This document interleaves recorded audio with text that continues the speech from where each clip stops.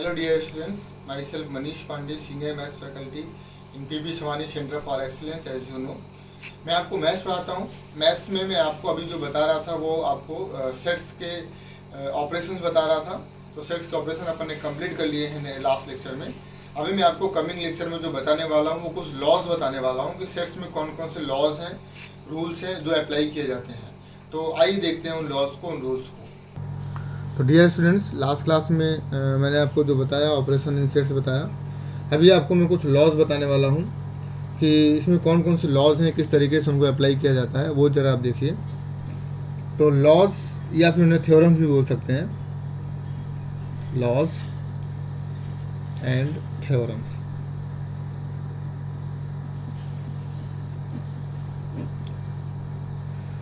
तो पहला जो लॉ है वो है आइडेम्पोटेंट लॉ।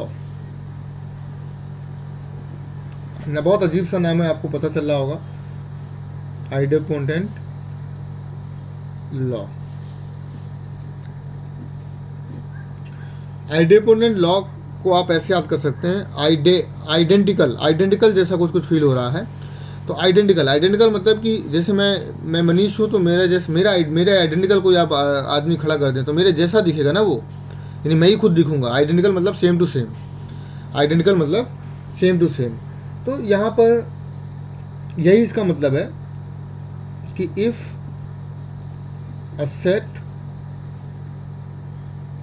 लाइक ए, इस तरीके से है कि ए यूनियन ए का यूनियन ए से करेंगे तो ऑब्वियसली ए आएगा ना। यानी ए का यूनियन ए से किया लेकिन वो आइडेंटिकल रहा, चेंज नहीं हुआ। या फिर आप ए का इंटरसेक्शन ए से करेंगे तो भी वो चेंज नहीं होगा, ए ही रहेगा ना। तो इसे बोलते हैं आइडेंटिकल लॉ। क्या बोलते हैं इसको? Idempotent law. मतलब बेसिकली सेम टू सेम रहना चाहिए। यूनियन करेंगे तो भी ए ही आएगा, ए का इंटरसेक्शन करेंगे तो ए आएगा। इसके बाद है आइडेंटिटी लॉ। दूसरा एक लॉ है आइडेंटिटी लॉ। मतलब आइडेंटिटी लॉ है, ये भी आइडेंटिकल जैसा मैंने आपको बताया। तो आप बेसिकली ये तो मैंने एक तरीका बताया, कोई रूल थोड़ी है, ये कोई मतलब थोड़ी है कि मैंने आपको कोई रूल बता दिया है। ये तो सिर्फ याद करने का तरीका है कि सेम टू सेम आएगा। ए यूनियन ए निकालेंगे तो सेम टू सेम ए आ गया, ए इंटरसेक्शन ए निकालेंगे तो ऑब्वियसली ए आएगा। ये तो अपन जानते भी हैं कि अपन ए का इंटरसेक्शन ए से करेंगे तो वो सेम ही आएगा ना। ए का कॉमन ए के साथ निकालेंगे तो सेम एलिमेंट कॉमन आ जाएंगे, ठीक है। तो दिस इज आइडेम्पोटेंट लॉ। और जो सेकेंड लॉ है वो है आइडेंटिटी लॉ।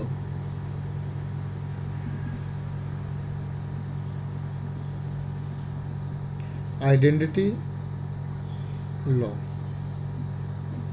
आइडेंटिटी लॉ भी बहुत आसान है। आइडेंटिटी लॉ में मैं आपको 4 चीज़ें बताऊंगा, जैसे ए यूनियन फाई, ए का यूनियन फाई के साथ, ए को जोड़ना है फाई के साथ। तो कुछ नहीं है, ए में कुछ नहीं जोड़ेंगे तो ए तो बचेगा, ए तो बचेगा। लेकिन दूसरा जो है, मान लीजिए ए का इंटरसेक्शन फाई के साथ निकालते हैं तो ए में और कुछ नहीं में कॉमन क्या रहेगा? कुछ नहीं। ए और कुछ नहीं, मतलब इसमें ए है, ए में एलिमेंट्स हैं और यहाँ लिखा हुआ है कुछ नहीं, तो कॉमन क्या आएगा? कुछ नहीं।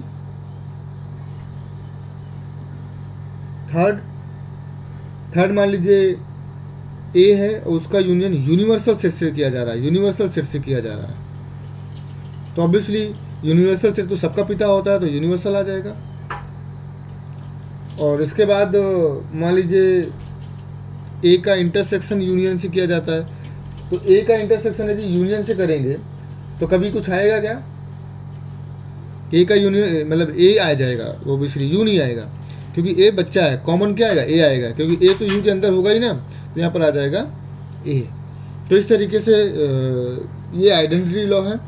इन लॉज को आप सिर्फ समझ लीजिए, इनको आपको रटने की ज़रूरत नहीं है या इनको आपको बहुत लिखने की ज़रूरत नहीं है। अब आपको मैं बताता हूँ नेक्स्ट लॉ, ये आपको समझ आ गया। फिर इसके बाद जो थर्ड लॉ है वो है कम्यूटेटिव लॉ। थर्ड लॉ है, ये आपने सुने भी होंगे शायद, मेरे को लगता है आपने कहीं ना कहीं सुने होंगे। थर्ड लॉ है कम्यूटेटिव लॉ।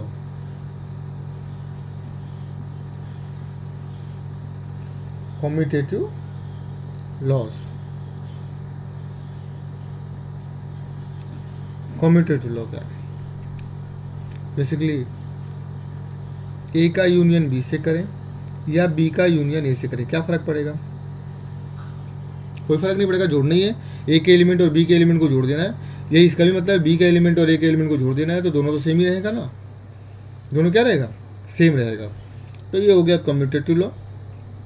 यह इंटरसेक्शन में भी आ जाएगा, जैसे ए इंटरसेक्शन बी है, ए और बी में जो कॉमन है, ऑब्वियसली वही सेम बात होगी ना, बी और ए में जो कॉमन है, बी और ए में जो कॉमन है,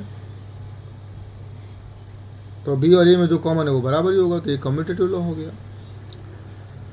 तो कम्यूटेटिव लॉ आपको समझ आ गया होगा।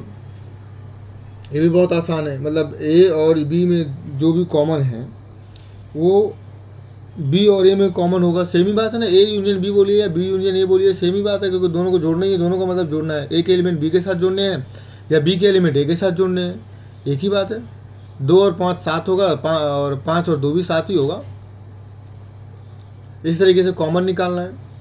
ए और बी में जो भी कॉमन है वो आपको लिखना है, या फिर बी में से ए को जो निकालिए, बी में से बी और ए में जो कॉमन है वो आप लिखिए, तो एक ही बात हो जाएगी, दोनों में कॉमन सेम ही रहेगा, बदल थोड़ी जाएगा। इसके बाद नेक्स्ट लॉ है एसोसिएटिव लॉ।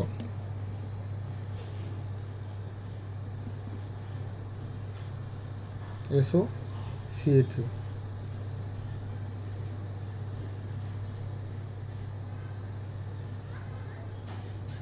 एसोसिएटिव लॉ, ये इंपॉर्टेंट लॉ है। थोड़ा इंपॉर्टेंट तो क्या है, मतलब ठीक है, मतलब किस तरीके से होगा मैं आपको वो बता देता हूँ। मान लीजिए 3 सेट्स हैं, A union B union C. अब ये ब्रैकेट में यहाँ लगाऊँ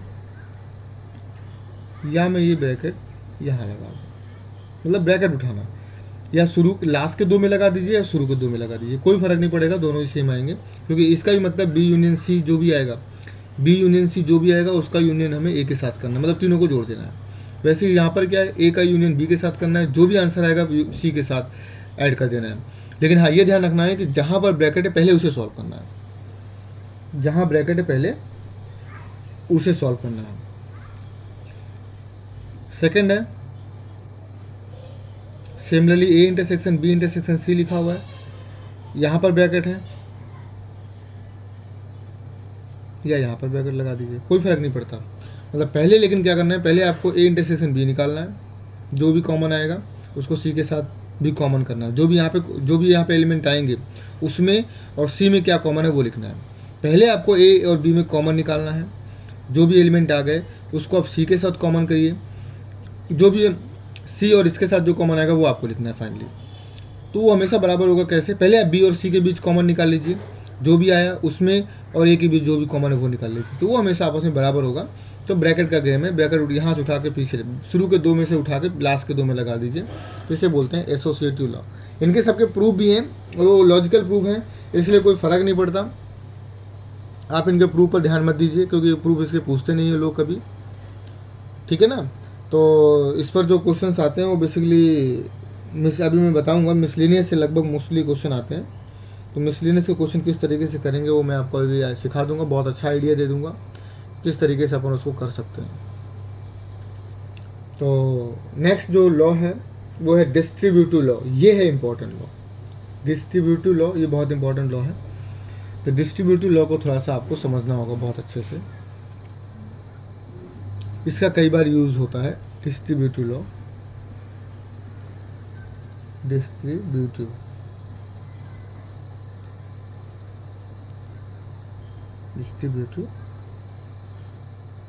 लॉ ये क्या है, ये आप ध्यान से समझ लेंगे तो आपको कहानी पूरी क्लियर हो जाएगी। ये बहुत ध्यान से समझना आप बेटा, प्लीज़ मेरी बात को मानिए। सपोज यहाँ पर लिखा हुआ है ए, यहाँ पे लिखा हुआ है यूनियन, और यहाँ पे लिखा हुआ है बी इंटरसेक्शन सी को ब्रैकेट में बंद कर दिया। निकालेंगे कैसे उसको? यदि मान लीजिए मेरे पास 3 सेट्स दे दें और बोलें कि A union B intersection C निकालिए, तो पहले मैं बी और सी में कॉमन निकालूंगा, जो भी कॉमन आएगा उसको मैं ए के साथ जोड़ दूंगा। ये करना है आपको। लेकिन डिस्ट्रीब्यूटिव लॉ किस तरीके से फॉलो होगा वो मैं आपको बताता हूँ। ब्रैकेट के बाहर जो भी लिखा हुआ है, क्या लिखा हुआ है? ए यूनियन लिखा हुआ है। ए यूनियन को पूरे को अंदर भेज दीजिए, तो ए यूनियन बी के साथ भी जाएगा, ए यूनियन सी के साथ भी जाएगा। तो ए यूनियन बी के साथ और ए पूरा का पूरा अंदर जाएगा, ए यूनियन सी के साथ, ए यूनियन सी के साथ। ब्रैकेट लगा दीजिए। लेकिन बीच में क्या लगा हुआ था, इंटरसेक्शन, तो इंटरसेक्शन यहाँ लग जाएगा इस तरीके से। फर्स्ट, सेकंड में जो है वो आप क्या करिए, पहले इंटरसेक्शन लगा दीजिए, जैसे A intersection B union C लिखा हुआ है। मतलब इसका मतलब क्या है, पहले आप बी यूनियन सी निकालिए, बी और सी को आपस में ऐड करना है, जो भी एलिमेंट आएगा उसको देखना है कि ए के साथ कॉमन क्या है, जो भी एलिमेंट्स इसमें है और जो भी एलिमेंट ए में है, इन दोनों में कॉमन क्या है वो आपको लिखना है। लेकिन ये बराबर होगा किसके, ये हमेशा बराबर होगा किसके, डिस्ट्रीब्यूटिव लॉ का मतलब ये कि जो भी बाहर है वो दोनों के साथ डिस्ट्रीब्यूट हो जाएगा। ए इंटरसेक्शन है तो ए इंटरसेक्शन पूरा अंदर जाएगा, तो ए इंटरसेक्शन बी के साथ भी जाएगा, ए इंटरसेक्शन सी के साथ भी जाएगा, तो A intersection B, A intersection C. लेकिन बीच में क्या लगा था, यूनियन, तो यहाँ यूनियन, इनको ब्रैकेट में बंद कर दीजिए। मतलब जो बाहर है वो पूरा अंदर जाएगा, पूरा का पूरा अंदर जाएगा। ऐसा नहीं कि सिर्फ ए को भेज दीजिए, इंटरसेक्शन बाहर ही छोड़ दीजिए। ए इंटरसेक्शन जाएगा अंदर पूरा, बी के साथ भी और सी के साथ भी। तो इस तरीके से अपन इंटरसेक्शन को इस तरीके से अपन यूज़ कर सकते हैं। तो ये तो हो गया इंटरसेक्शन का। इसका मैं आपको एक एग्जांपल करवाता हूँ। जैसे मान लीजिए ए आपके पास दिया हुआ है 1 2 3 4, बी आपके पास दिया हुआ है 2 3 4 5, सी आपके पास दिया हुआ है 1 3 5। मैं पहला वाला आपको प्रूव करके दिखाता हूँ कि कैसे ये दोनों आपस में एक दूसरे के बराबर हैं। तो पहले मैंने बोला कि आपको मैं LHS सॉल्व करता हूँ, पहले मैं LHS सॉल्व करता हूँ। तो पहले LHS सॉल्व करने के लिए मुझे ब्रैकेट सॉल्व करना होगा, बी इंटरसेक्शन सी निकालना होगा। तो बी इंटरसेक्शन सी क्या है, बी और सी में कॉमन क्या है, बी और सी में कॉमन क्या है, 3 और 5, तो 3 और 5 कॉमन लिख दिया। फिर मुझे क्या करना है, A union B intersection C निकालना है। मतलब जो मैंने बी इंटरसेक्शन सी निकाला है, इसका ये बी इंटरसेक्शन सी और ए को आपस में जोड़ देना है, इसको और इसको जोड़ देना है। तो जोड़ेंगे तो क्या करेंगे, दोनों को लिख देंगे, दोनों को इसी ब्रैकेट के अंदर लिख देंगे, बस रिपीट नहीं करेंगे। तो 1 2 3 को रिपीट नहीं करेंगे, 3 4 और 5, ये लीजिए, दोनों को जोड़ दिया, तो ये आ गया 1 2 3 4 5। अब मैं इसका RHS सॉल्व करता हूँ। RHS में क्या है, ए यूनियन बी पहले निकाल लूँ। ए यूनियन बी क्या आएगा, ए और बी को जोड़ देना है, ए और बी को जोड़ेंगे तो 1 2 3 4 5, 1 2 3 4 5। फिर मुझे निकालना है A union C, A union C, A union C मतलब ए और सी को आपस में जोड़ देना है। तो 1 2 3 4 5 यहाँ पर भी आ जाएगा, 1 2 3 4 5, कुछ भी रिपीट नहीं होगा। इन दोनों, अब मुझे क्या करना है, ए यूनियन बी जो भी मैंने निकाला है वो, और जो भी मैंने ए यूनियन सी निकाला है, क्योंकि यहाँ पे इंटरसेक्शन करना है, इन दोनों का इंटरसेक्शन, इसमें और इसमें, इसमें और इसमें, जो दोनों में कॉमन है वो मुझे यहाँ लिखना है। तो सभी के सभी कॉमन है, 1 2 3 4 5, 1 इसमें भी है, 1 2 3 4 5 इसमें भी है, तो पूरा का पूरा कॉमन आ गया, 1 2 3 4 और 5। आपने क्या देखा, ये LHS RHS is equal to LHS, दोनों आपस में क्या हो गया, बराबर हो गया। ये बेसिकली क्या है, डिस्ट्रीब्यूटिव लॉ है। डिस्ट्रीब्यूटिव लॉ आपको समझ आ गया होगा, मैंने एग्जांपल के साथ आपको एक प्रूफ करके भी बता दिया। दूसरा आप प्रूफ खुद भी कर सकते हैं। तो that is what distributive law. अब इसके बाद एक इम्पोर्टेंट लॉ और मैं आपको बताने वाला हूँ, 6th लॉ। इसका कुछ नाम नहीं है, आप बस इसको ये ध्यान रखिए कि जैसे मान लीजिए कोई एक ए सेट है, if A is a set, then A का जो कॉम्प्लीमेंट है उसका भी यदि मैं कॉम्प्लीमेंट निकालूं तो मुझे वापस से A मिल जाएगा। इसको एग्जांपल से मैं आपको समझा देता हूं। जैसे मान लीजिए U लिखा हुआ है 1 2 3 4 अप टू 10, A लिखा हुआ है 1 2 3 4 5। तो A डैश कैसे निकालेंगे, A डैश निकालने के लिए U में से A को माइनस करेंगे, U में से A को माइनस करेंगे तो क्या आएगा, 6 7 8 9 10। फिर A डैश का भी डैश निकालना है, इसका मतलब U में से फिर से A डैश को माइनस करना है। डैश निकालने का मतलब ये पूरा माइनस कर दीजिए U से, तो U में से A डैश माइनस करेंगे, U में से A डैश इसको माइनस करेंगे, इस U में से इसको माइनस करेंगे। इस u में से इसको माइनस करेंगे तो 1 2 3 4 5 6 7 8 9 10 से 6 7 जाएगा तो कितना बचेगा 1 2 3 4 5। तो ये तो a था ना, तो वापस से क्या आ गया a आ गया। तो दैट इज व्हाट। तो किसी कॉम्प्लीमेंट का जो कॉम्प्लीमेंट है वापस से वही एलिमेंट आ जाएगा, वही सेट आ जाएगा। किसी कॉम्प्लीमेंट का कॉम्प्लीमेंट सेट वापस से वही सेट आ जाएगा। तो ये इसमें मुझे बेसिकली बताना था। अभी मैं आपको एक डी मॉर्गन लॉ भी बताता हूँ। डी मॉर्गन लॉ क्या होता है वो जरा आप देखिए।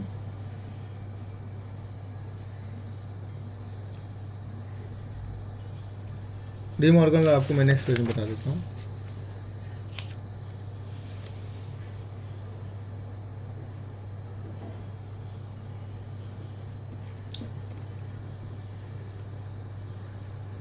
डी मॉर्गन्स लॉ, इन्होंने क्या बताया वो आप जरा ध्यान से देखिए। इन्होंने बोला कि यदि A यूनियन B है और उसका आप कॉम्प्लीमेंट निकालते हैं तो वो बराबर होगा A का कॉम्प्लीमेंट इंटरसेक्शन B के कॉम्प्लीमेंट के। उसको कैसे याद करें कि यदि A यूनियन B के होल डैश है, A यूनियन B का होल डैश है, तो ये डैश सबके साथ अलग अलग आ जाएगा और इसका साइन बदल देगा। या इसका उल्टा, जैसे A इंटरसेक्शन B लिखा हुआ है, आपको याद करने में बहुत आसानी रहेगी। इसका डैश है तो दोनों के साथ ये डैश आ जाएगा, बस इनके बीच का साइन चेंज हो जाएगा, इंटरसेक्शन यूनियन में कन्वर्ट हो जाएगा। बहुत आसान है याद करना। A यूनियन B का डैश, तो ए डैश दोनों के साथ आ जाएगा, A के साथ भी आ जाएगा, B के साथ भी आ जाएगा, बस इसका साइन बदल जाएगा। वैसे यदि A इंटरसेक्शन B है तो भी वही बात होगी, A के साथ भी आ जाएगा, B के साथ भी आ जाएगा, बीच का साइन बदल जाएगा। तीसरा इसमें क्या है कि मान लीजिए A minus B union C लिखा हुआ है। सब कुछ इसमें उल्टा हो जाता है एक्चुअली, इसमें सब कुछ क्या हो जाता है, उल्टा हो जाता है। तो A को माइनस कर, अब ये A माइनस दोनों के साथ अंदर जाएगा, डिस्ट्रीब्यूट होगा, A माइनस B भी होगा और A माइनस C भी होगा, A माइनस B भी होगा, A माइनस C भी होगा, बस ये यूनियन इंटरसेक्शन बदल जाएगा। क्योंकि डी मॉर्गन में सब कुछ उल्टा होगा, डी मॉर्गन में सब कुछ उल्टा होगा। तो माइनस में ध्यान रखना है, माइनस में इस तरीके से होगा, यदि A माइनस अंदर जाएगा, A minus B union C है तो A minus B, A minus दोनों के साथ जाएगा, B के साथ भी जाएगा, C के साथ भी जाएगा। मैं एक एग्जांपल और आपको बताता हूँ। जैसे A minus B intersection C है तो आपको पता चल गया होगा मैं क्या लिखने वाला हूँ।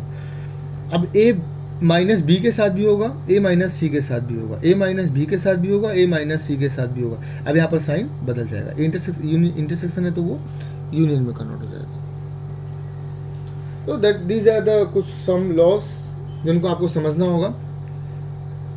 इन लॉस को आप किसी एग्जाम्पल के थ्रू समझ सकते हैं, कोई भी एग्जाम्पल आप ले लीजिए, उन एग्जाम्पल के थ्रू आप बहुत आसानी से समझ सकते हैं। तो वो आप एनसीईआरटी में जब देखेंगे तो एनसीईआरटी में आपको डी मॉर्गन लॉ के जो क्वेश्चन है वो बहुत आसानी से आप सॉल्व कर पाएंगे। आप बोलिए तो मैं आपको एग्जाम्पल करवा देता हूँ, जैसे मान लीजिए मैं करवा ही देता हूँ। ए आपके पास दिया हुआ है 1 2 3, बी आपके पास दिया हुआ है 2 3 4, सी दिया हुआ है 3 4 5। सपोज मैं तीसरा वाला रूल करवाता हूँ, A minus B union C, कोई भी एक कर लेते हैं। तो ये मुझे दिखाना है कि ये A minus B intersection A minus C के बराबर है। तो पहले मैं LHS लेता हूँ,